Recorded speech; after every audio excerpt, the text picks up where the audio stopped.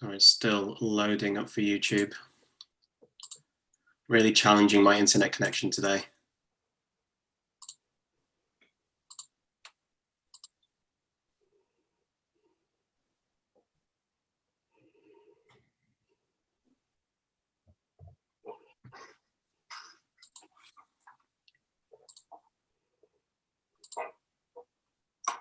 Sorry, it's still loading up for YouTube.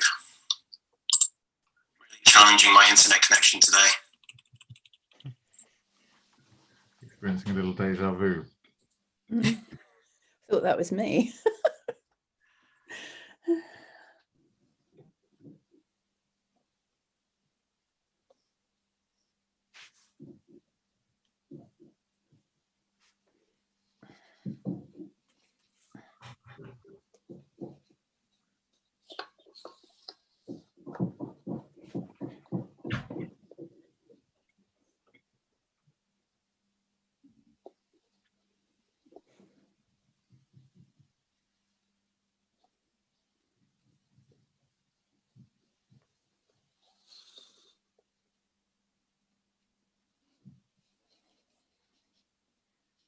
Off. Are you happy to put your video on?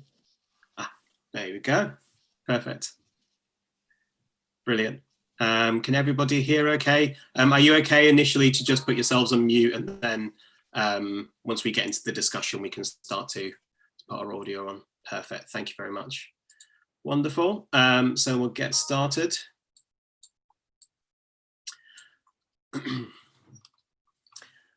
So welcome everybody. Thank you very much for coming to our very first roundtable, life-changing events and COVID-19. We hope this conversation will be the first of many that can help us move the dial towards progress for people who are financially excluded, and especially for those that are locked into hardship. Thank you all for taking time. I know it's very busy at the moment to be part of this event and to share your thoughts and your insights. So before we get started, I just wonder if you're, each of you is able to just quickly introduce yourselves, your names, the organization that you're from, or how you've come into contact with Turn2us. So Tom, maybe if you could start, please. Good start, unmuting myself. I'm Tom Lawson, I'm the Chief Executive of Turn2us. Nadia, how about you? Yeah, I'm Nadia Al-Yafoy. I'm the Group Head of Social Impact and Community at Royal London. We're a leading financial services mutual. Gary? I'm Gary Lemon, and I'm the Policy Director at the Trussell Trust, and we look after the largest network of food banks in the UK. Karen? Hello, I'm Karen Isaac. I'm a lived expert and do a lot of volunteering for Turn2us. Sonia? Thanks. Hi, I'm Sonia. I'm the Director of Programmes and Partnerships with Turn2us. Going in order of what I can see on my screen, May? I'm May Bullman, Social Affairs Correspondent at The Independent. And last but not least, Mercy? You're on mute, Mercy. I'm a legal and finance, my name's Mercy. I'm a legal and finance professional. I collaborate with Turn2us as an external affairs contributor. Awesome, thank you very much. Moving on, so just to give a bit of an introduction to why we're doing the roundtable today, what we're hoping to gain from it, and hoping it's the first of many conversations and events that we're going to do. So just to set up the context, I think we know prior to the UK's nationwide lockdown, there were already 14.2 million people living in poverty, and that's prior to the events of 2020. Since March, 9.6 million people have been placed on furlough. 2.7 million people are now claiming universal credit, so that's 2.7 million more people than were before. That's due to the loss of income, and almost 700,000 people, many more, have been made redundant. So directly before the lockdown, there were already that 14 million of us experiencing financial hardship. that was already over 20% of the UK population. From Turn2us perspective, the first 5 months of the first lockdown, over 1 million people used Turn2us online benefits calculator. In fact, across all the services, so the helpline, the grant search, the benefits calculator, our information services, during that period, we experienced 500% increase in demand for our services. So it was an extremely busy time for everybody, a very challenging time. We know that the implications of this pandemic will be felt for years to come, sending shockwaves throughout the economy and more detrimentally altering the livelihoods of people and their families, and even more so for those people that were already struggling to get by. So, you know, we find ourselves in November now, in this second lockdown, and at this moment, together, we have an opportunity to consider the impact of the pandemic so far, the impact it's had on people's lives, and thinking about how they're able to keep their heads above water. So to get us started for the first question, to start the discussion, I wonder, looking back over the past few months of the pandemic crisis, briefly, what would you say has been your main reflection? And I wonder, Sonia, are you able to perhaps share your main reflection just to get us started?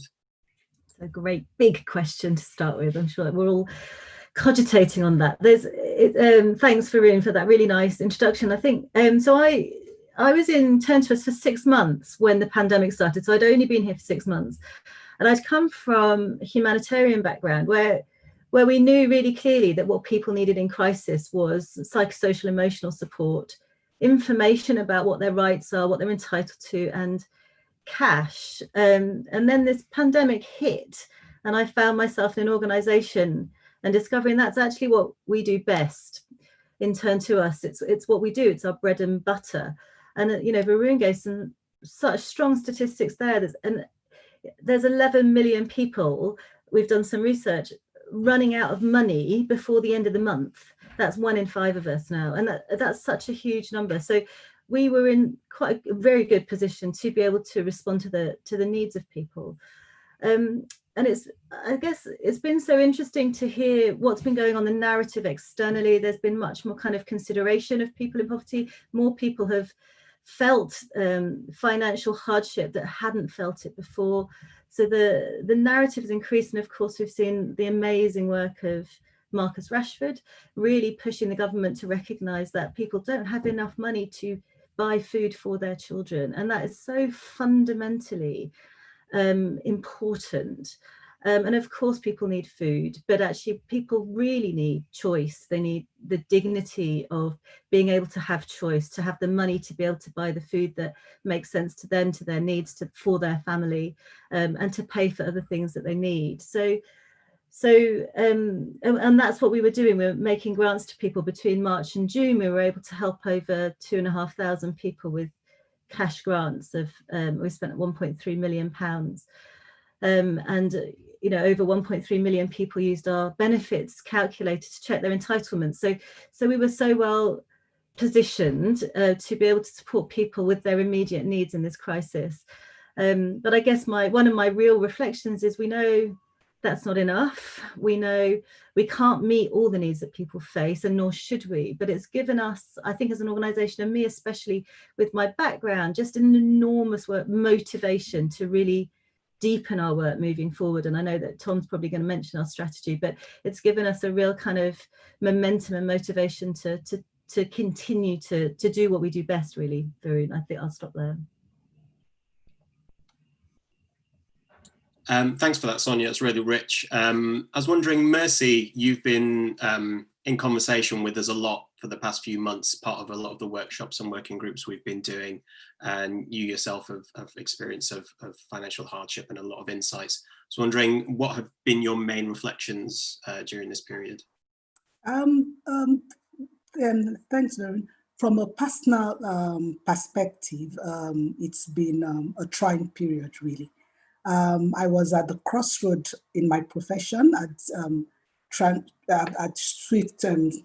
changed from being an accountant to the legal profession, and I'd spent 6 years of training, hoping to get a job straight after qualifying as a solicitor. Then comes the pandemic, and I lost my job with my law firm.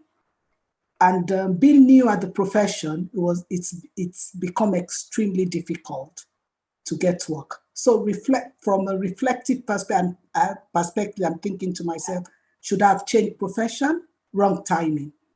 But I guess with life, every threat you have to turn into an opportunity. In the process of finding help on income, that was my first interaction with Turn2us. And then I decided to volunteer as an external affairs contributor. I've enjoyed it, so it's not been all bad. From income, it's tasking, it's difficult, from earning money and not to having money. You think to yourself, I've tried as a person, I've tried to make the best out of life. I've gone back to school, I've done everything I could possibly do. But then it's a pandemic, it's something outside everybody's control, and I'm hoping things get better. Thanks for that, Mercy. Tom, was wondering if you had any main reflections you'd like to share. Thanks for that, Mercy and Sonia and Varun. It's very rich. I think that, so just kind of a couple of reflections really over the last few months. One is, I think that particularly in England and Wales, not so badly in Scotland, but in England and Wales, we have a kind of a discourse in society that if you are struggling for money, it's your fault. That you're not good at managing budgets, or that you're not working hard enough, or that you're lazy, or that you're a bit feckless. So there's going to be a discourse that blames the person for not having enough money. But actually what Mercy just demonstrated so clearly is that there is no lack of kind of expertise, professional expertise, effort in striving to have enough money on which to thrive. And there's something clearly structural about the way in which the UK is currently organised and our economy is organised that means that 20% of us before the pandemic were experiencing financial hardship. So I think that discourse that it's the person's fault, we've got to lose that. And it always strikes me how proud we are, and I love how proud we are of our national health system. Why are not we equally proud of our social security system? If I break my ankle, I want to be able to go to my A&E at King's and get world-class care. If that also impacts me and my ability to be able to do my job, I want to be able to get world-class care from our social security system that means that I do not end up destitute. So we've really got to kind of change the discourse in kind of public and governmental understanding that if people are struggling for cash, it's not their fault. It's that we haven't yet finished designing the economy and the social security system to be genuinely inclusive. So that's my first thought. I really want to endorse what Sonia said, which is this is about having enough money with which to make the right choices for your own situation. There is no one going to be as intelligent as you to know what you need to spend your money on in order to build your future. And all of us want to have a good future. All of us really want to work. There's no kind of, it's absurd to pretend that we don't want to.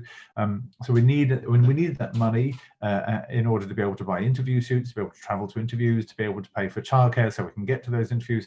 We need that money so that we can spend it on the things that we know will make a difference.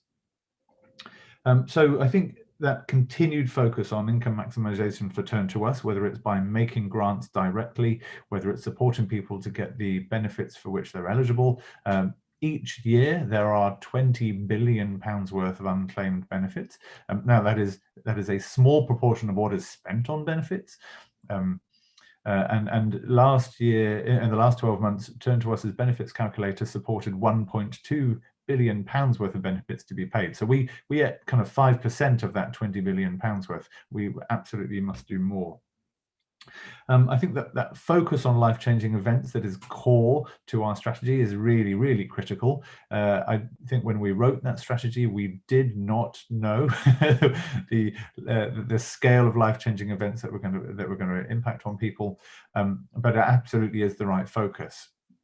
And I think a lot of organizations that focus on financial exclusion focus on destitution, and we shouldn't have those organizations. Gary, I'm sure, is going to talk about why we shouldn't have food banks.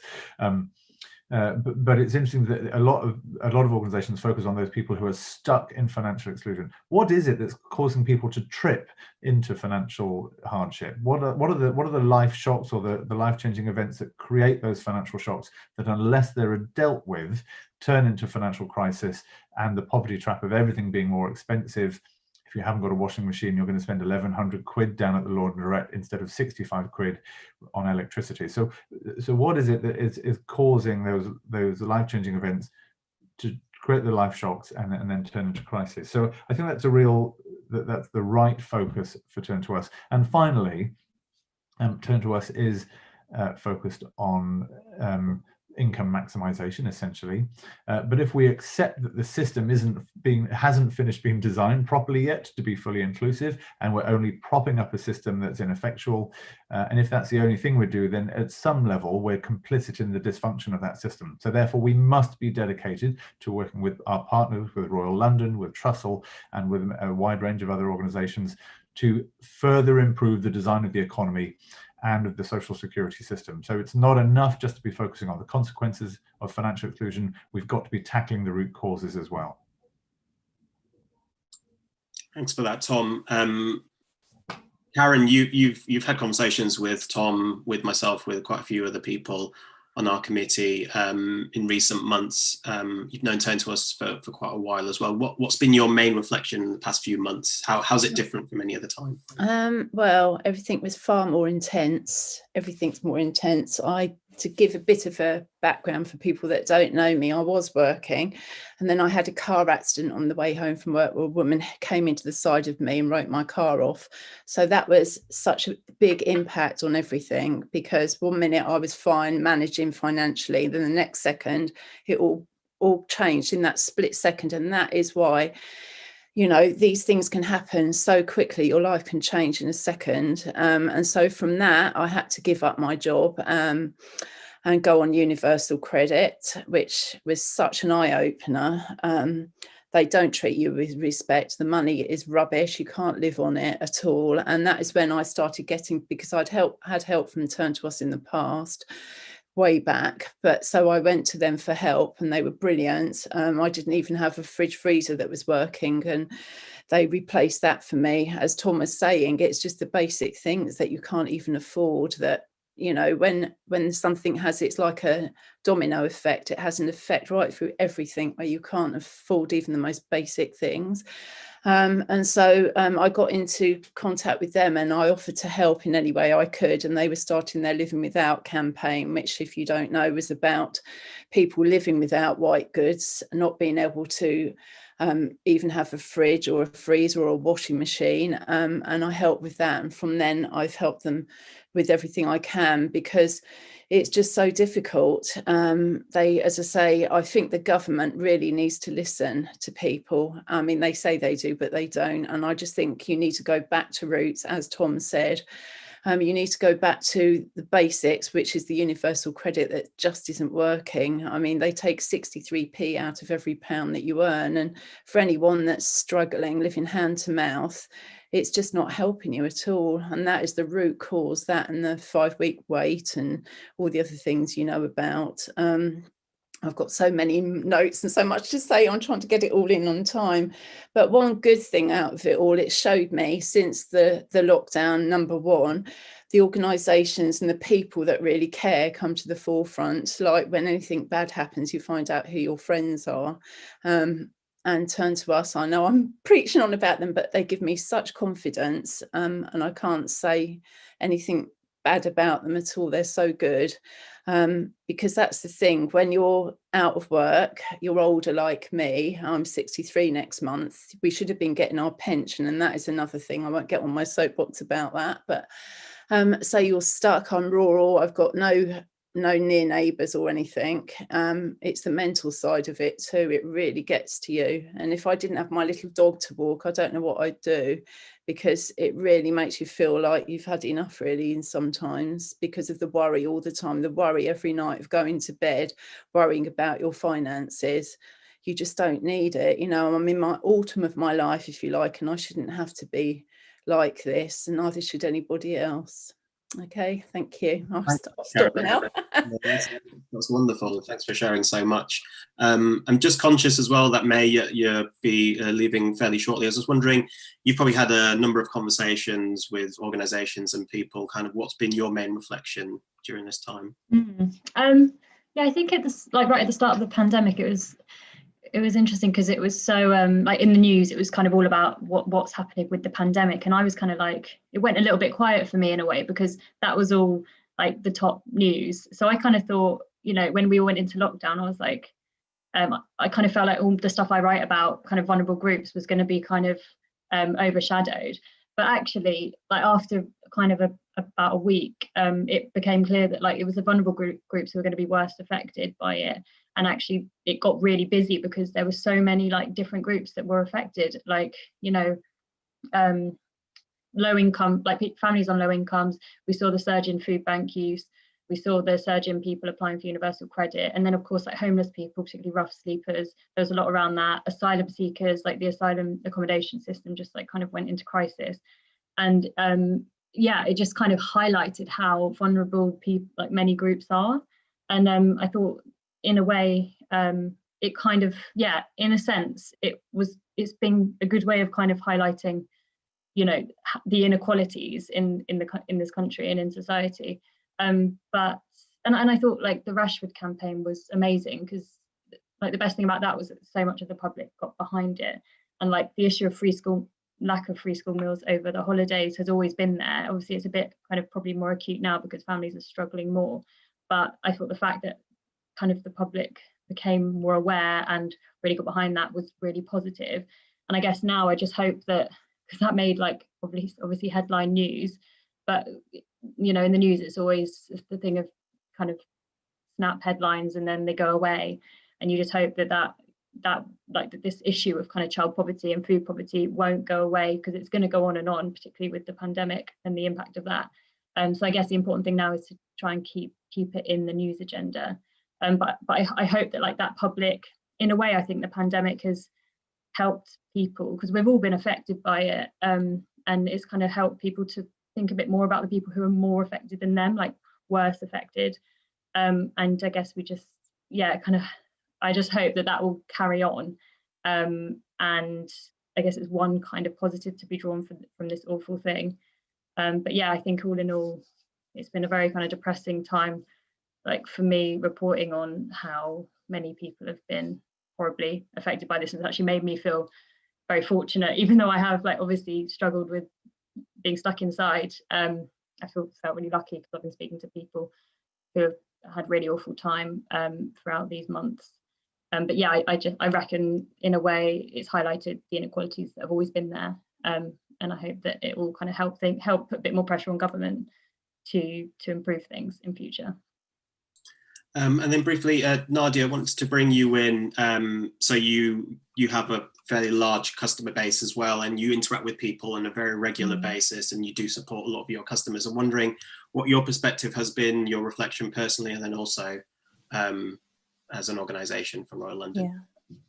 Yeah, I think I'll actually start with a kind of reflection that picks up on some things that other people have shared, which is I really do think that when these critical situations hit, actually what's in the heart of your organization or of you as a person is what comes to the fore. And my reflection has been that we've always been moving towards demanding organizations play their part in society more and use their voice and leverage the impact and power that they have. And Royal London's always been as a mutual, it's always had that at its heart, and we've campaigned on funeral poverty, and we've really believed about the focus that we have around how we support with financial capability and how we really support our customers. But my observation is that when the pandemic hit, actually, we always said our customers and our people were at the heart of the organization, and we reacted so fast and, for me, so thoughtfully.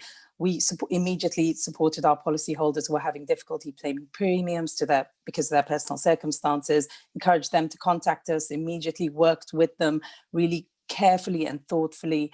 We also transitioned 98% of our people to work from home really quickly, and our people were really at the heart of our response.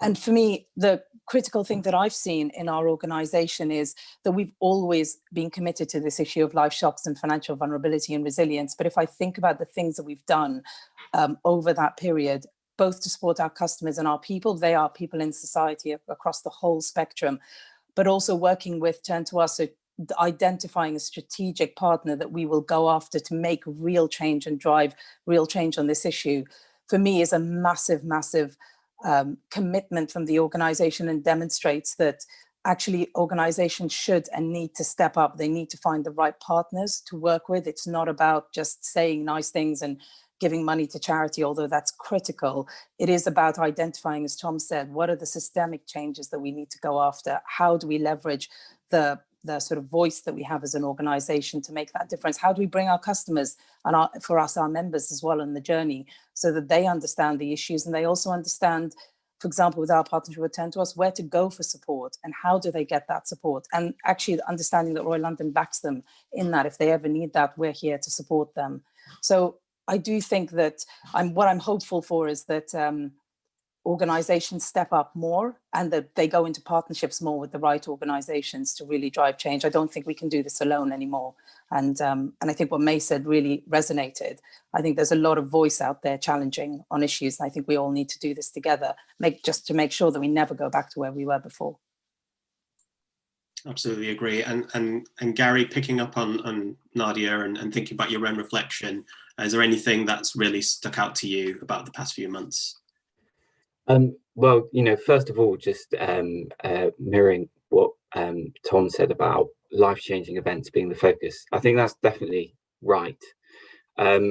What we saw pre-pandemic was life-changing events leaving people without enough money to put food on their table over and over again. It was really crystal clear that we had big systemic issues that were driving people into financial crisis. So when you looked at the groups of people who've been referred to our food banks, you saw that people with disabilities, single mums, people who were ill, people with mental health problems, all groups for whom work is harder to find and harder to maintain. They're the people we were seeing over and over again needing emergency food. What's changed isn't the structural issues. What's changed is the coronavirus economic crisis. That is now the life-changing event that is hitting all of these people, and that is what we have seen sending them through our doors. I thought a lot about this actually. What's my reflection? And it's been really intense. It's been really hard. But I think that we should all actually take a lot of pride in what we've all done. I think the likes of Turn2us have been magnificent, have been a real lifeline to huge numbers of people through this. And I think the same goes for the food bank network as well. Not just Trust food banks, but independents and other providers who've stepped up during this period. I remember when we were looking at the news from Lombardy early in the crisis and Italy was locking down, and we were on the verge of launching our strategy, our 5-year strategy at Trust. And instead, we sat down, I remember it really clearly, and said, we have to, what's this going to mean for us? What's this going to mean for the food bank network? And we quickly had to just turn into survival mode. Initially, we really didn't know whether the network would be able to continue and whether people would starve, to be honest. There was panic buying, which meant that food banks couldn't buy food from supermarkets. Lots of our volunteers are older and had to self-isolate. People who refer people to food banks were closing down, and you couldn't have food bank centres open with social distancing. But what I saw in the food bank network, in my organisation, in partner organisations, in my street here in Walthamstow, was that we worked together and we ran at all these problems at once. There was a real drive to do things together, to make things better and to stand up and not just kind of hide from these huge issues that we were facing. We asked the food bank network, what do you think we should do in the face of all of this? And they came back to us with a very clear message. They were like, we were here before this crisis to help the most vulnerable people in our communities, and we are needed more than ever. We're not going anywhere. We had some kind of slightly bizarre moments where I was kind of in the middle of the night speaking to senior government officials, trying to get people approved as key workers so that we could actually keep food banks open. We switched delivery models. We moved to e-referral instead of paper vouchers. We went into partnership with the likes of British Gas because all of their vans weren't able to do like their normal work, so they switched over to delivering food parcels. It proved to me after those really, frankly, traumatic, frightening early days of the pandemic that we're more resilient than I realised, that when we work together, we can achieve more than we think. And even that, however awful this crisis has been for us and for people, positives have already come out of it and more can come. I would never have imagined 7 or 8 months ago that we would see billions of pounds put back into universal credit, insufficient though it is. That's massive. We saw 170 million pounds put back into local councils last week in response to that magnificent Marcus Rashford campaign. I think, as well as the absolutely correct point that this country has got a problem blaming people for their own poverty, I think another problem that we've had in the past is that we just think these issues are all too big. Nothing can be done about them. And actually, I think what this has shown is that this can change. Big things can change. We can address those systems and we can't lose that. I think the final thing I'd say is I was 90% delighted to hear about the news about a vaccine. And listening to that interview on BBC Radio 4 where that eminent professor said we could be going back to some semblance of normal life by the spring. And that's fantastic. I can hug my mum again. I can maybe like go to a crowded bar and buy a pint. Fantastic. But I don't want everything to go back to normal. I don't want to go back to a world where I'm in food banks seeing little children come through the door again and again and again. And we have to work together to hold on to these big changes and to build on them. I think there's an opportunity here through all of the pain that we've been through. Thanks so much for that, Gary. And what I really love is though it's been an especially challenging time for everybody, that there's a lot of hope in what everybody said in their reflections, which I think is great. Lots that we can do together potentially going forward. So I think we've segued nicely into the next question. A lot of you have already talked about it. So just wondering what the coronavirus pandemic has taught us, in particular about life shocks and their impact on people. I was wondering, maybe Tom, if you're able to jump in and start this. Thanks very much.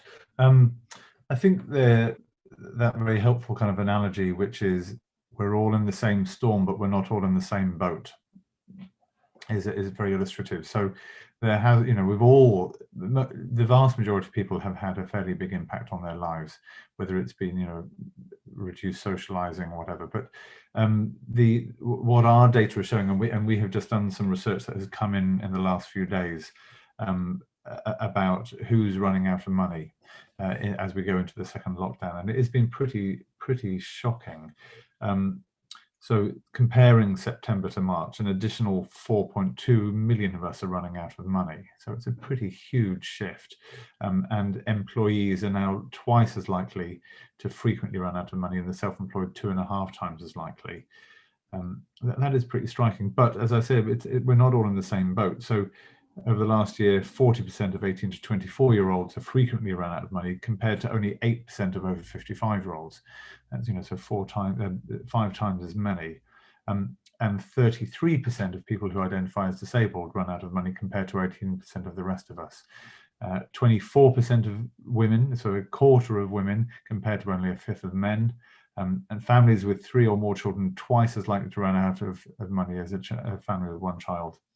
36% of Black people always or most of the time run out of money every kind of month, and 34% of Asian people, but that's only compares to 21% of white people. So, and then one of the most striking figures is 61% of single parent families at the end of each month are either in deficit or only breaking even in their bank accounts, compared to 28% of 2-parent households. So we can really see the differentiations of, and I know that's very statistical, but so if you basically, I think what we're saying is, if you experience social barriers because of your race, your gender, your disability, you are going to experience more severe financial barriers, and it will be harder to get to work, as Gary said. So I think a really, and that has been dramatically exacerbated by COVID. So that the life shock of COVID and its impact has been massively disproportionate for people who already experience barriers, disadvantage and prejudice. So I think that's kind of a very striking thing to pull out. Mercy, I wonder if you had any thoughts from your perspective on what you've observed. Yes, I do. Thanks, Tom. I do agree with Tom. It does affect people in different ways, and it depends on where you were before the pandemic. For me, the first lesson the pandemic has taught me is that life is fragile. We move from what we thought was normal into total chaos. Then you find out that the people you put in government were not even prepared for this. And that makes it more shocking too, because you tend to depend on government as a planning tool. I know the pandemic, coronavirus was not expected, but planning for pandemic is part of government policy. And to find out that planning was not done properly or was discarded was the first shock for me, invariably. The second, for me, from a personal perspective, it just turned my world upside down, and I think it did for a lot of people. First, the isolation was mind-blowing. You could almost lose your mind in the middle of the isolation. So there was a mental health issue there. After a while, life became totally unreal. Then in the middle of that, I lost my job. Unbelievable for me. So it was shocking, to say the least. And my worry is that I also had relatives in other parts of the world that didn't have a benefit system. And I'm thinking to myself, how are they going to survive? And I guess I'm a Christian, and somebody asked me what my core value was. I said perseverance. When these things happen, you just have to give everything to God. That's the way I believe. Because the pandemic was outside our control. I might blame government, it was also outside their control. So we're back to, hopefully, with the vaccine, things will come back to normal, I hope. But I agree with Gary. Do we want the normal we had, or do we want a better normal? And that's the way to look forward to. So it was shocking.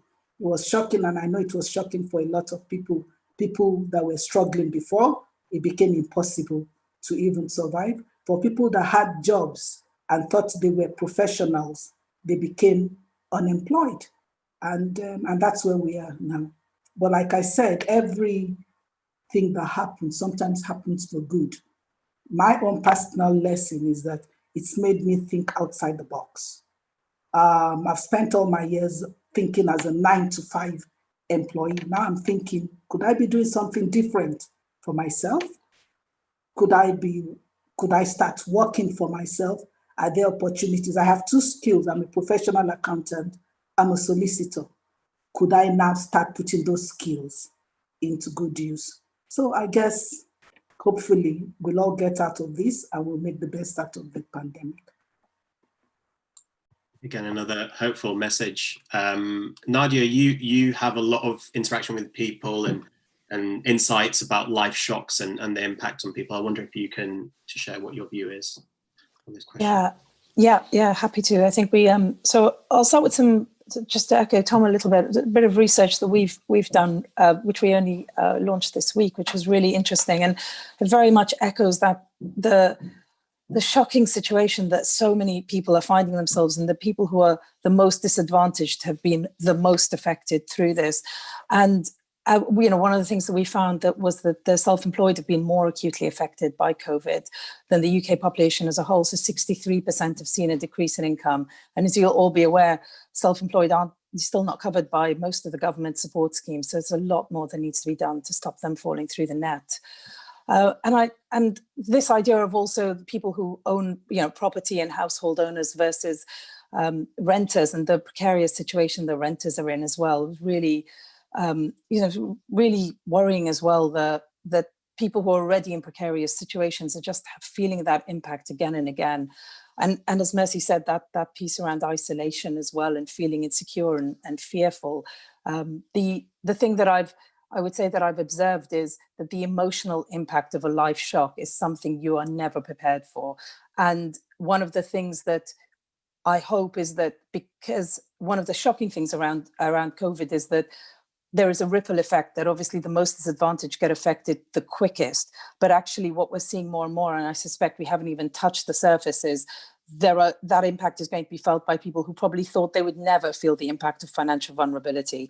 And that's going to open up a whole new group of people to claiming benefits, to understanding the system, to being challenged by it. And I wouldn't wish that on anyone at all. But what I would say is that I hope that what comes out of that is empathy for the people who have always experienced these things, and also anger, that we all start to push forward collectively and say that that's not acceptable. And we can't just wait until the economy is challenged for us to react to things. Actually, we need to be challenging that economy and those systemic situations, and think about, why do we even allow people to end up in these situations? And one of the bits our research showed is that people believe things are going to get harder. And I don't think that that's a positive. I don't think it's right that people who are already scared and nervous should be feeling that things are just going to get worse and no one's looking out for them. I think that we really need to start stepping up and challenging and, really demonstrating that we do care about everybody involved in these situations. Thanks, Nadia. And May, I was wondering what your reflections are on life shocks and the impact that they've had in the context of coronavirus. Yeah, it's interesting. I've been doing a lot on, we're starting a kind of child poverty series. So I've been speaking to quite a lot of families, like low income families, about how they've been affected, and also like teachers in schools and charities supporting children in low income families. And it's just been interesting to hear, kind of, in a way that obviously the pandemic has affected everyone, but when you compare kind of a more wealthy family to a really low income family, like the children have just had such different experiences, and it's just really sad. Like, some children during lockdown, when they were when they weren't in school, kind of having a laptop each and having a garden that they can play in. But then there's other children, like I spoke to one mum of 2 young kids who are in quite young in secondary school, and they were like having to work on her phone and swap it to do their homework, and then she was like struggling to pay for enough data, and it was just so devastating. And then another mum I spoke to yesterday was talking about how she was having to like use candles to light the house because they couldn't pay their bills, and I guess it's just again really highlighted those inequalities, and I think as well what Mercy said about mental health is a big one, because that has definitely affected everyone, and I think different people do get affected in different ways, like regardless of your kind of your income. But I think if you're on a low income, you will be more affected by that, just because the shock will be bigger. But then it's also interesting what Nadia was saying about some families who would never have, or people who would never have dreamed that they'd be going to a food bank or having to claim benefits, now having to do that. That's a massive shock. And again, I think hopefully there's a kind of positive to be drawn from that, in that they will empathise more with those many people who have had to be claiming benefits or perhaps going to food banks for years. And yeah, I think as well, just the government response, although I think they could be doing more, like it is pretty unprecedented that a Conservative government would be investing kind of so much in social security, and it's kind of forced them to make some moves that they would never have dreamed of making before. And I suppose you just hope that will kind of carry on, and that we'll see the benefit in doing that. So I think there's hope to be drawn from it, but those kind of differences in how different people have been affected are pretty stark. And I think they've just highlighted how unequal things are, and you just hope that the public will be more willing to kind of back changes to help people who are struggling more, I suppose. And Sonia, thinking from a sort of partnerships and programs perspective, what do you think the pandemic has taught us about life shocks and the impact that they're having. Yeah, I mean, I think building on what everyone has been saying, and I think I've been interesting listening to some of those coping strategies, and Mercy saying, well, how are people actually going to cope? I think what we're seeing is, people are having to employ negative coping strategies. Your candle example was really strong, Mabe. And they have to go into debt, they have to borrow from family and friends, or they just don't pay for stuff. They don't pay their bills. And if they've used up all those kind of opportunities, if they have access to them in the first place, then suddenly they're at huge risk of homelessness, losing their home, not being able to feed their families, or making just impossible choices like, do I have to use a candle and not feed my family or not? So it becomes so much more than just an income, economic crisis, as I think we're all saying, and that psychosocial kind of emotional impact. From our work, people reported 50% of the people that we have supported reported that they were dealing with high anxiety, and that's really tough. And I read this morning there was a really tough article in the paper about a young man who took his own life because he wasn't coping with this. So I think from a programs partnership perspective, and I think it comes back to what many of us were saying earlier in this conversation, which is we don't individually have all the answers. We need to kind of push the government to get better, for sure, but together, if we collaborate, if we support each other in our work, we can cover more of those issues that people are facing, because it's not just money that's the problem. It's at the heart of what people need, but the kind of the rolling effects of what people are dealing with now will continue.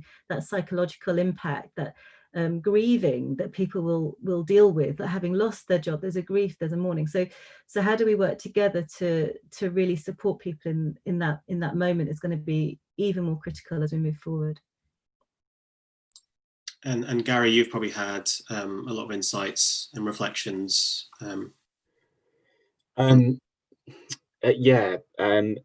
To start with children, again and again since the pandemic, we've seen, although families with kids were already in real trouble before the pandemic. I mean, I talked about caps, cuts and freezes to our benefit system. A lot of those fell very hard, particularly on people with disabilities and people with children.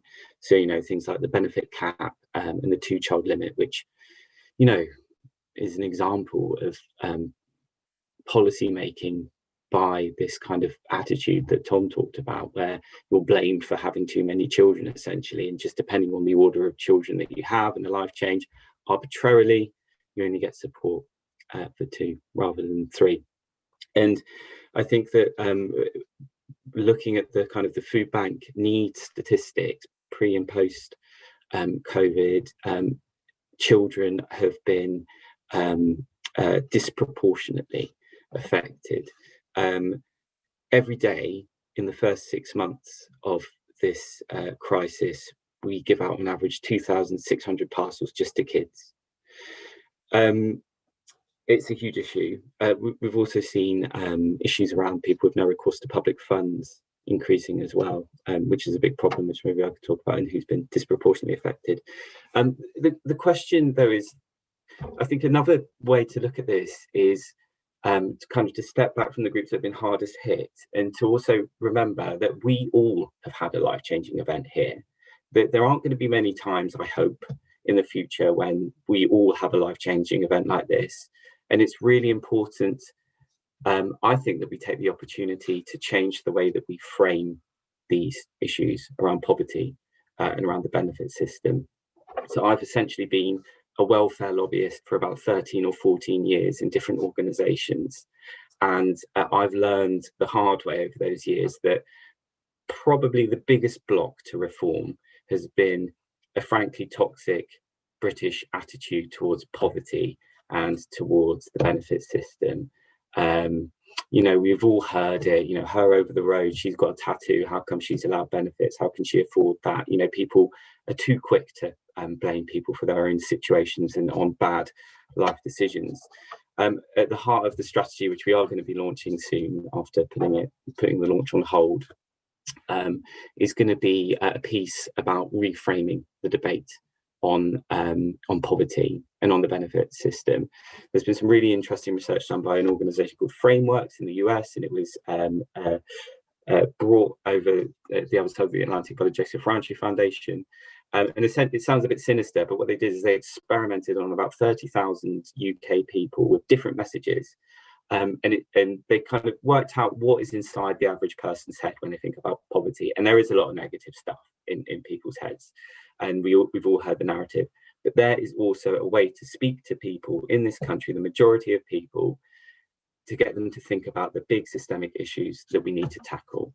If you talk about ourselves as a society that believes in compassion, that believes in justice, and you build a narrative from there, you can bring along a majority of people. Doesn't matter whether they're Conservative, Labour, whatever, most people will believe in that. And we have to, and what we've been noticing as well is we at Trussell kind of since the pandemic have been kind of testing different messages on people as well. And you'll see it in our kind of public messaging that we're putting out today, for example. And we found that the desire to build a hunger-free future, we saw it in response to Marcus Rashford's campaign, is one which I think we all need to learn to get behind. We need to work together on. We all need to talk about things in a frame that will bring people to think about the big systemic issues here. So yeah, again, I think that there are opportunities here, and I think that people are suffering so badly because of this, that people like me, and people like Turn2us, and people in civil society must take advantage of these opportunities as quickly and as thoroughly as possible. And I absolutely agree as well, Nadia, with the point about working in partnership as well. We can only do this together with a wide, but I think we're going to kind of come on to that later. Perfect, thank you. And just quickly, Karen, have you anything that you wanted to add on this question before we move on? Yeah, I just think that it's a knock-on effect, as I said before, ripple effect all through society. For instance, my son, my youngest child's 22, and he was training to be an architect, and they just had him in the office one day and said, sorry, we can't take you on anymore. You've got to leave, basically. And he's asked to go on a furlough scheme. Can they keep him on? But no, they won't.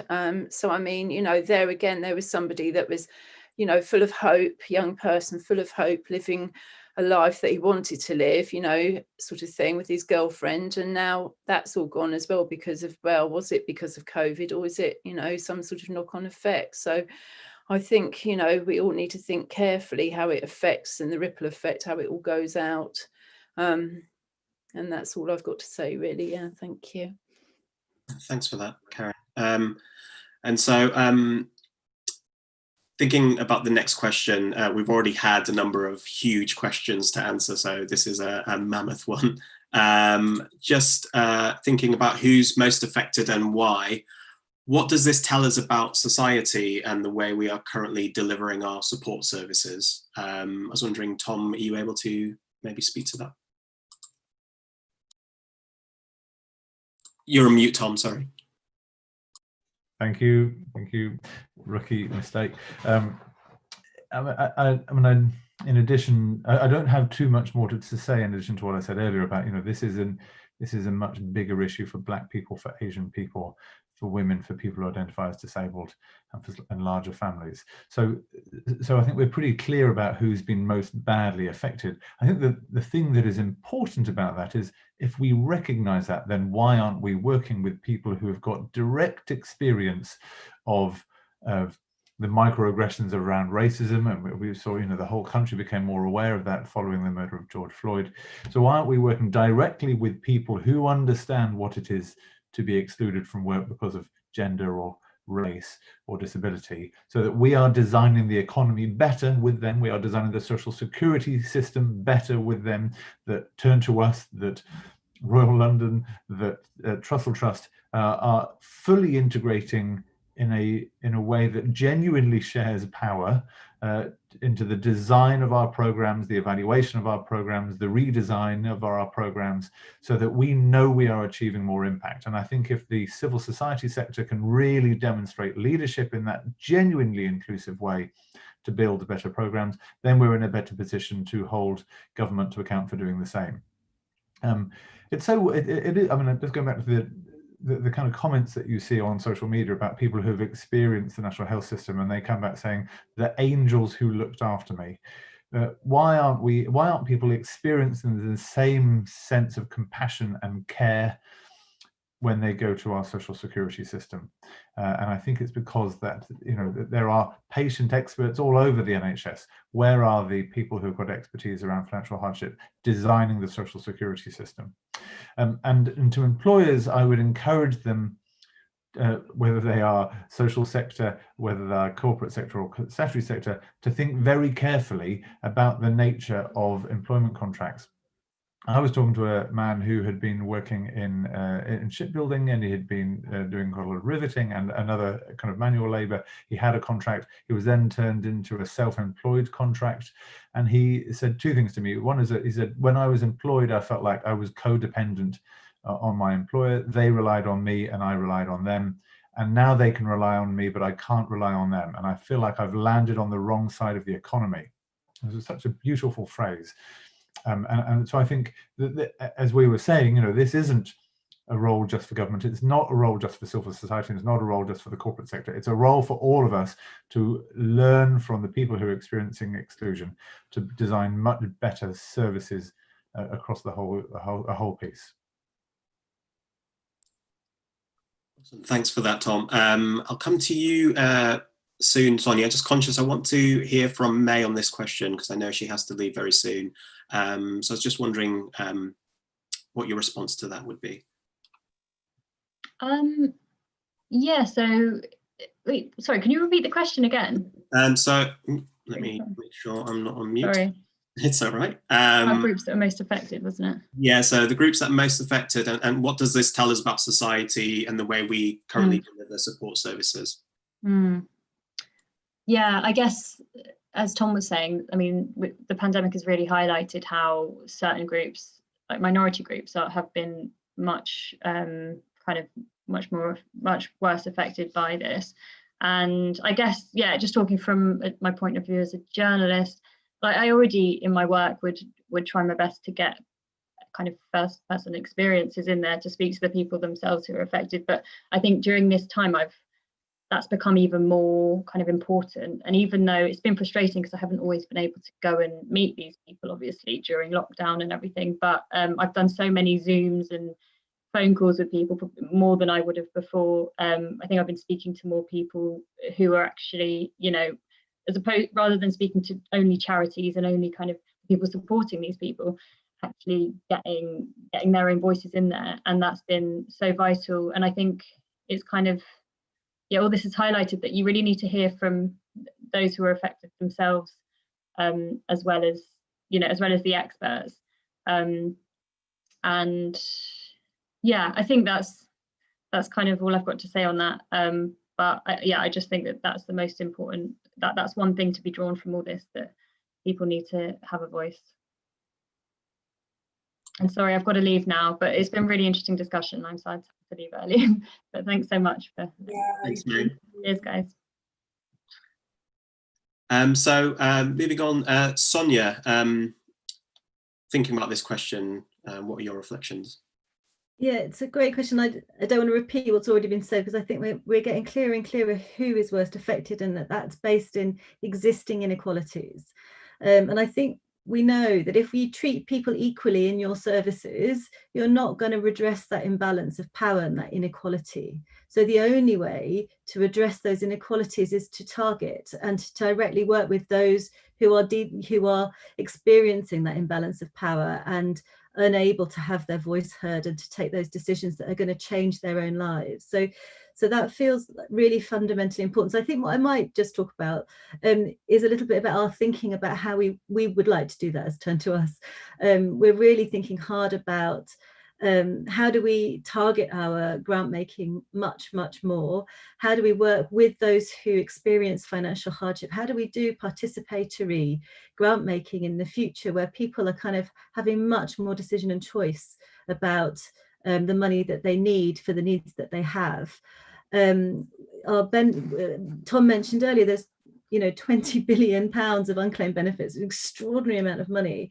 And we know that Black and minoritized ethnic people are least likely to access their benefits. If we targeted 50,000 people to increase their benefits, we know it's not enough, but that's still £5,000 per household, and that's 2.5 million more pounds of those unclaimed benefits actually going to the people who are entitled to have them. So we really want to kind of focus and target and think harder about those imbalances and inequalities that will support people to take much more control in their life, have much more dignity in the decisions, and not be so done to by services and by government, but actually part of the solution that they are creating themselves. That also, you know, gives people the kind of the confidence as well to continue and to support each other and build community around it. So it feels quite important to us that we focus much more clearly there. And Gary, wondering if you could respond to the question. I think that this crisis has really highlighted the kind of the real good and the real bad in our society. So to start with the bad, we as a society have allowed our systems to reach this state, and we've done it frankly because we blame people for their own situations, and we've let it happen, and we should feel pretty ashamed of that, to be honest, and we should want that to change. But then also, on the other hand, we've seen 1 million people stand up and sign Marcus Rashford's petition. We've seen lots and lots of organisations spring up wanting to offer practical help to people on the ground. It's a challenge for us in terms of our own food bank statistics, but it really shows that people do honestly want to help. In terms of services themselves, I'm really worried about services which like things like advice services, because they are struggling. Food banks that I speak to, I think, can feel increasingly alone, and it can be a challenge for lots of food banks to be able to offer meaningful services like Turn2us are expert in to large numbers of people. So that's a kind of long-term concern. I think as well, another worry that I would raise is that so, for example, we saw a very welcome announcement by government in response to Marcus Rashford, which included £170 million for local councils. So there's an example, local welfare of a local service which can sit underneath the kind of the universal credit system, for example, and can catch people when they fall. So like Karen, you talked about your fridge freezer went kaput and you were completely stuck. And a good local welfare scheme could have given you a grant, so you could have just bought that fridge freezer and gone on with your life, rather than what I've heard, the story I've heard all too often, where that kind of unexpected expense is the start of this awful downward spiral. My worry about that money is that it's going to be spent on food, and my worry about all of the pop-up provision, admirable as the people are who want to do something practical about, is that they just offer food. And you know what we all know, what we've all spoken about here today, is that we don't face a lack of food in this country. We face a lack of people with enough money. The answer isn't food. The answer isn't food banks. The answer is tackling these systemic issues. And it's really important, and it's going to be a challenge that we channel all of this goodwill towards tackling these systemic issues, and not just thinking that food handouts are going to solve the problems, because they're not. Go for it. Varun, I wonder if I could just pop in on that, which is Gary talked earlier about, you know, how people think that the financial exclusion and poverty is too difficult a thing to tackle, but universal credit is only one of our universal social security system payments. Pension is another, and pension poverty was very serious and very severe 15 to 20 years ago, and because of the triple lock, we now have a dramatically much smaller problem with poverty in pensionhood. So we have demonstrated to ourselves the ability to tackle what appear to be too big or too complicated problems. We know we can do it. We've got all the evidence we need. you very rarely see pensioners in food banks because we solved that problem. I think thinking about pensions and service delivery, I wonder, Nadia, if you had any thoughts on this question. Yeah, I actually, one of the things I was mulling over when I was listening to everyone's comments is that we've talked a lot about people who are affected in the support services issue, but actually I was thinking that there is a massive challenge and a massive role for employers and businesses within this. And I actually think it's just before pension, it's actually about what work means now and what the role of work is, because we talk about people who we talk about the issue being people don't have enough money, and of course we need to tackle that through supporting people, but also we need to tackle that through good work and through building back through employers, and being good employers actually should be something that we are pushing organizations to move towards. And that's a lot of things. That's around well-being, that's around building communities around those businesses, that's around what I think one of the positives around the pandemic has been that people have become humans at work, and we are seeing into each other's homes. We are seeing the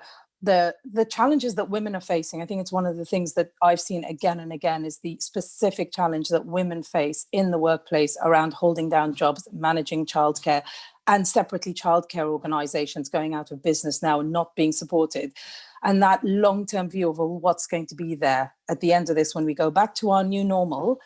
What is work going to be like? Does the gig economy, does that really support good, decent work that feels secure? And I'm sorry, I can't remember who said it, but that piece around people feeling at a disadvantage in their workplaces and feeling that their workplaces have now got power over them. And I recognize that small businesses particularly are struggling at the moment and are suffering at the moment, really, really at the coalface here. But that piece around, how do we build pensions? Well, we build them through work. It's really important that we support organizations to pay adequate pensions to their people, but also that we support people to tackle that long-term savings issue from the beginning. It's not about waiting to the end and then hoping that the social security system is there to support you. Actually, it's how do you take people on that journey? And actually, one of the bits of research that I've seen as we've been thinking about this is the role of financial education. And actually that's taken a big hit during this because we are all just doubling down and trying to survive. And actually there is a big piece around how do we support people going forward to be more emotionally prepared for challenges and more financially resilient and prepared. And that's not to blame anybody or for the situations they find themselves in. That's to recognize that there is a role for that as much as a role for every other piece of our education system. Yeah, I think it's really good to think about well-being in this context and financial education. I wonder, Mercy and Karen, you've got a lot of insights given your experience of financial hardship, your interaction with our services and other services, and also the work you've been doing with us recently to shape in new tools and services. What are your reflections on which groups have been most affected and how to kind of deliver services better? Well, I think it's also not just people that are already like myself on universal credit, it's also people that are on a very low income, people that are at the lower end that are sort of workers, supermarket people, people that work sort of like groundsmen, anyone like that. It's all these sort of jobs where they're not getting a very much of an income, always at a threat. Their wages come in on one hand and go out on another. And so this has sort of had, I know some people that just can't pay their direct debits. They've got 3 jobs going to work and they still can't make ends meet. And so having to try and put their direct debits on hold, which is in the end going to have a knock-on effect with their financial, position and that. I just think all of that really. And I think the answer to a lot of it is flexibility, is something that we have learned in the workplace from COVID, is that I think a lot of companies need to be more flexible in their approach of how they, working and everything. Like, can people still work at home if they need to, if they've got children, to help, with childcare is an issue and everything when everything hopefully goes back to normal. I think that is probably part of it that needs to be thought of carefully. Thank you. Mercy? Yeah, my opinion is that the demographics of unemployed has changed a little bit due to COVID-19. Pre-COVID-19, you could almost say the class of unemployed was skewed towards your level of education, other social issues. But during COVID-19 and post-COVID-19, eventually, we've had a new class of unemployed. We've had those people that had regular jobs, hospitality business, for example, the airlines, have lost their jobs. These are people that have been in the same jobs probably for years. They have lost their jobs because of the downturn in their industry. So you have this class. You also have a class of professionals too that have lost their jobs. So the challenges are new. They're new for Turn2us as a business. They're new to government and other people involved in the alleviation of poverty. So that's, for me, is that the demographics have changed. You have also mostly affected under the professional level new graduates. The norm is that you have a new graduate, they get into an apprenticeship scheme. But with the working from home thing, that's become impossible because they need direct supervision. So what employers are doing is that they'd rather take somebody with a 2-year experience for the job of a new graduate and pay the same wages. It's a thing of demand and supply. It's as simple as that. The labor market is full now. So I guess that's where we are now. And tackling those issues will be going beyond the norm, identifying the class of unemployed now and looking at long-term measures of getting them back into work. Thanks for that, Mercy. Been really rich so far, and lots of ideas for future roundtables. Hopefully you're happy to hear that and happy to join us again at some point. Moving on to the final question, and one that Turn2us is sort of very passionate about, which is partnerships and working collaboratively to deliver solutions for people. I was wondering, what can charity, government and business do together to prevent people from being pulled into poverty? I know, Tom, that you have a few things that you want to say about this. Unmute. Yeah, so the sector in which I've mostly worked in my career, which is the social sector and mostly charities, unfortunately, I think has suffered from a kind of certain level of reverse snobbery, actually, and has tended to not want to work with companies or only to work with companies in order to receive their money, in a kind of can I have some money please kind of way.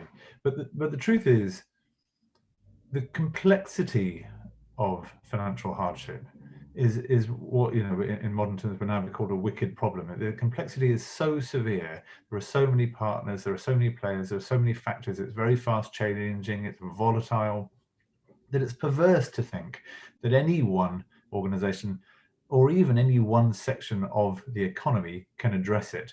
We have to work in full, humble, kind of equal collaboration with one another. We genuinely have to.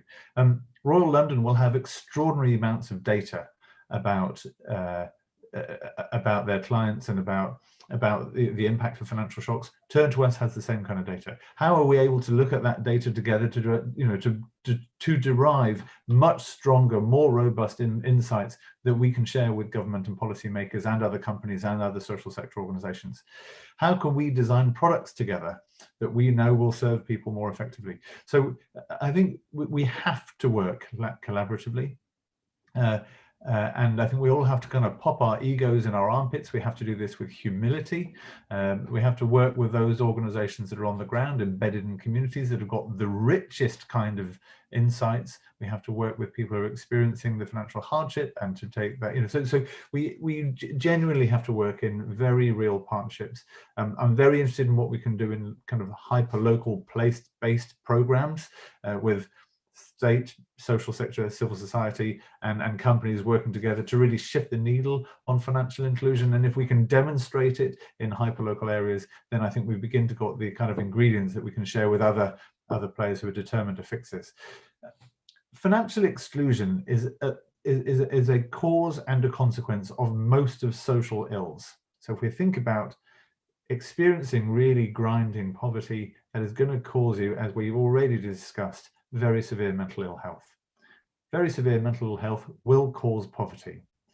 Poverty will cause housing insecurity. Really poor quality housing will cause poverty. So you will find financial exclusion at the heart of most social ills. So it is the one thing to tackle, whilst paying attention to housing, safety, security, well-being. So it is absolutely the right thing to focus on, and we can only do it in partnership across sectors with humility and a determination to fix it. Thanks for that, Tom. And I think that's a perfect opportunity to hear a little bit more from Nadia about her views on the question, and also the partnership between Royal London and Turn2us. Thank you. Yeah, I think so.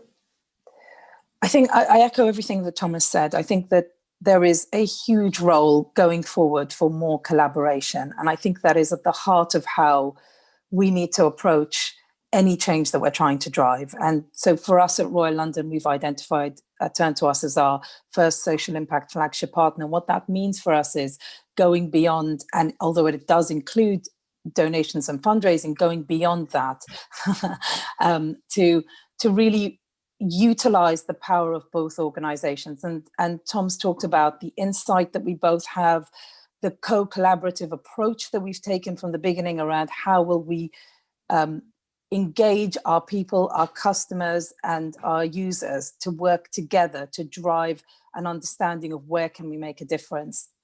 But actually, as I was thinking about this, I think that there is also something around really understanding the value of each organization to itself of taking part in something like this. And for me, that's about how do we as Royal London specifically take our customers, our members, and our people on this journey?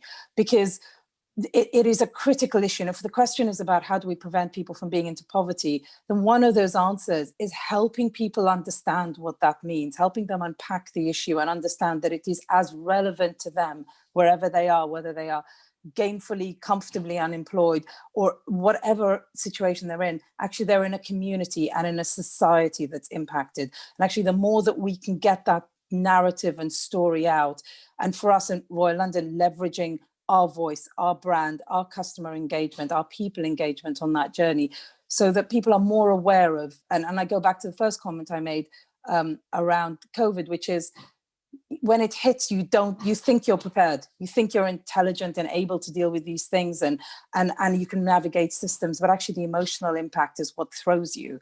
And I think the more that we can support people to understand that it could really happen to any of us at any time, and the reason we should get angry and fight for that is because we are all in this together. And for me, then at the heart of it all in it together is how do we all come at it and figure out, and that's for Royal London and Turn2us for this specific partnership, is what is the thing that we will go after that will have the biggest impact, the biggest legacy of this partnership. And for me, that's what I'm most excited about. And I think partnerships for the future should be about, as you go into it, what are you coming out of it with, and what is a change that you could drive that could have wider benefit beyond egos, beyond two organizations. And thinking about driving change collaboratively, Sonia, I wonder if you have any thoughts about how collaboration across sectors or between sectors would help us. I think most of that's been said, and again, I don't want to repeat. It's all been put so eloquently by Tom and Nadia. I think the only key message I think I want to add is all of those partnerships need to have that real lens of social justice and environmental justice kind of unpacked and understanding, so that while whatever partnership we're in, no matter the individual nature of each organization, we'll all have different views, and that's great, but really clearly understanding what's the impact of racism, of sexism, of disableism, of ageism, and how are we really tackling those inequalities in that collective that we're trying to drive forward, because without it, those systemic issues will never be properly addressed. And so if we can do that together, we can just be so incredibly powerful. That I think I just wanted to add that point. And Mercy, from your perspective, with your interactions that you've had from your personal experience and also in a work context, kind of working across sectors to deliver solutions and to drive change, what's your view on that? I have always held the opinion that social responsibility should not be just the work of charities and the government. I think it's time we start involving businesses and the private sector into delivery of social social responsibility, in the sense that it will be a long-term thing. If you have private sector in PPP projects, I don't see why you cannot involve them, go beyond projects into delivering social welfare to people. And the private sector in the UK particularly enjoy a lot of tax relief. I think a lot of people in employment tend to pay more tax, as far as I'm concerned, on a percentage basis than corporate bodies. I would, certain incomes will pay as much as 40%, whereas the corporate body is capped at 18 to 20%. And I think it's high time the businesses, one way or the other, get involved in what is going on now, where it's a different situation now.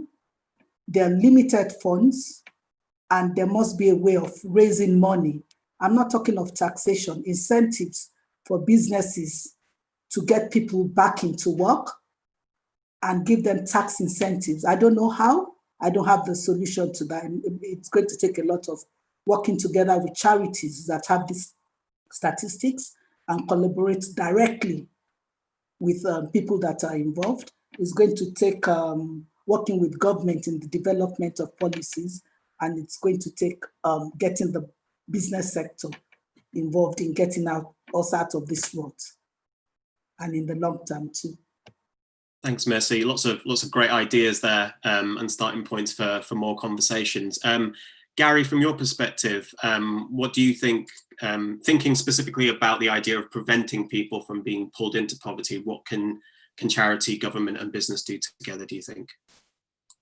Yeah, it's a really big question. I have really enjoyed working in partnership with other charities, particularly since the beginning of this pandemic. I think it threw us together even more than we already were. I've been sat in meetings with Turn2us colleagues, for example, and whereas before we might have kind of gone in with our slightly different asks, I was in a really powerful meeting with quite senior government representatives, where a lot of anti-poverty organisations all sat down in a row, I think, for what they expected was a longer meeting, and we all asked for the universal credit uplift to be continued in April. There's something really, really powerful about that.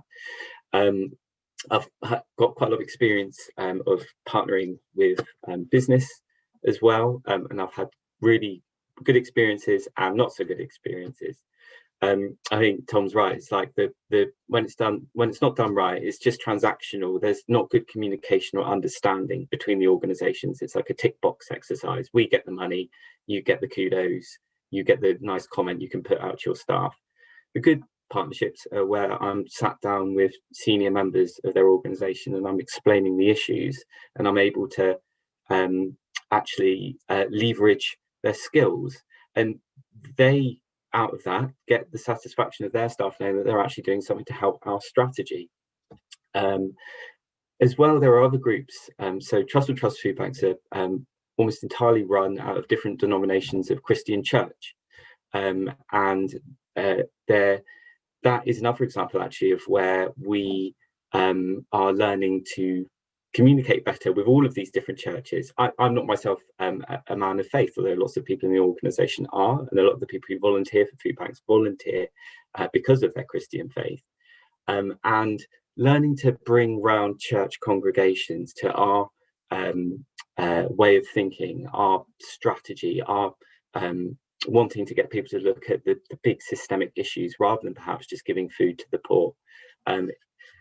There's something really powerful about looking beyond partnerships, which you might initially think, business. There are other entities out there which can be immensely powerful, I think. It's about having a clear strategy, it's about having a clear direction, being able to communicate that and to bring people along, taking the time. It takes effort and resource as well. You have to take the time to understand the other partner, but it has to happen. Yeah, like Tom says, it's like this isn't something one person, one organisation can do alone. We have to do it together. You saw the example of Marcus Rashford. Well, I say, you know, he's done a lot actually as one person, to be fair to him, to give him his dues. But he also, you know, had lots of partners around him. He had lots of charity partners. He had lots of corporate partners as well. It was really great to see, you know, like supermarkets saying children shouldn't go hungry. I think that not so long ago, their PR people would have been a little bit too scared to make a comment as political as that. So this is changing. So there's real potential to bring more people into this. Great, thanks, Gary. And Karen, I know that we have plenty of conversations about this, just the two of us sometimes in meetings. I wonder what your thoughts are. What do you think, from your perspective, those sectors can do to help people more? Well, I must say, firstly, I'm not a business person, so this is just from my point of view. But as a service user, I think the more it's talked about is the better. But then, you know, all this talking, we also need to have actions as well to help these people at the, you know, at the end of it all. And I agree with what Mercy says. I do think a lot of big businesses, I mean, we've got a lot in this country, and the rich list and all of that. I mean, all those people, what are they doing to actually help this cause? I do think somebody once in a previous meeting said they should be told to give part of their, you know, profits to charity. Somebody mentioned that. I can remember that clearly. It's a bit of a Robin Hood moment, really, isn't it? Where give from the rich to take from the rich to give to the poor. And I do think that is something that really needs to happen. I mean, it will look good on them as well if it's known that they are helping, because it's all, I mean, basically now all of this is basically down to the government. And I personally don't know how much they listen. It sounds like possibly they do. But, you know, I do think they need to know what it's like for somebody in the situation like I am and like Mercy is, and to get our voice across. So I do think co-production is the way forward, to listen to everybody, and then they'll understand, because sitting up in their ivory towers at the moment, they haven't got a clue. So, you know, conversations like this, I think, are really, really good. Thank you. That's great. Thanks very much for that, Karen, and everybody for your insights. We've, if you can believe it, come to the end of it just before the end of the event. God knows how we did it. And we managed to fit in so many things, thinking about well-being, life shocks, financial exclusion, as Tom was talking about, collaboration across sectors, and as Karen touched on, co-production, how important it is to involve people with lived experience to shape solutions. Mercy and I think Karen touched on mental health, as did Nadia as well. So lots of rich things, and perhaps we can have another roundtable in the future and take this forward. I think there's lots to productive things that can come out of it. Really appreciate you taking out the time. We hosted this because we've just launched our new strategy, 3-year strategy, and refined our purpose. And in a couple of weeks, we will be launching some new insights. So we're in the final stretch of a new report. We'll tell you more about that when the time comes, and we'll share this video as part of that launch as well. But Tom, I just wonder if you had any final thoughts, anything you just wanted to say before we wrap up. Mostly one of gratitude to everyone for their insights. Karen and Mercy, fantastic. Thank you. The richness of your insights and the acuity of your thinking, the clarity of it is really helpful. Nadia, it's really wonderful to be working with Royal London and to be, you know, and to have such a genuine commitment to do more together than simply a fundraising partnership, which we are also very grateful for. And Gary, it's wonderful to be working in partnership with Trust, and I know that you know, your chief exec and I, and across both organisations, there are lots of kind of eagerness about how we can do much more and build voice, particularly for the people for whom we exist. And Sonia and Varun, thank you for your contributions and for facilitating a great session. Amazing. Thanks all for coming, and I'll share the content and the links from this once I've had a chance to edit it. But yeah, thanks so much for coming and for taking your time to do this. I'll let you all get to your next Zoom or whatever it is. Thank you. Have a good day, everybody. Thank you very much. Bye. Thank you very much. Thanks, Nadia.